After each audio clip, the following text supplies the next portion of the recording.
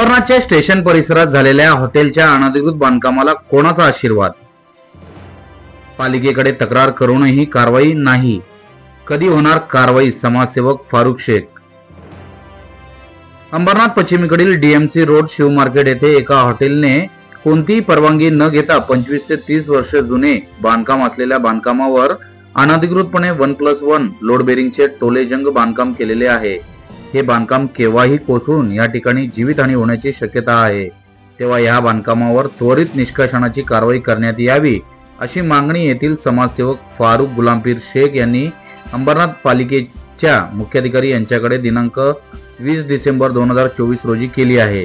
परंतु या बांधकामावर अद्यापपर्यंत कोणत्याही प्रकारची कारवाई पालिके प्रशासनाकडून करण्यात आलेली नाही. तेव्हा ते बांधकाम कोणाच्या आशीर्वादाने झालेले आहे का? का तर एखाद्या सामान्य माणसाने घराचे दुरुस्तीचे काम काढल्यास पालिकेचे अतिक्रमण विभागाचे अधिकारी व कर्मचारी तात्काळ घटनास्थळी जाऊन कारवाई करतात आणि स्टेशन परिसरात चक्क रस्त्याच्या बाजूलाच एका हॉटेलने केलेले अनधिकृत बांधकामावर कारवाई करण्यासाठी पालिका कोणाची वाट बघते असा सवाल फारुख शेख यांनी उपस्थित केला आहे.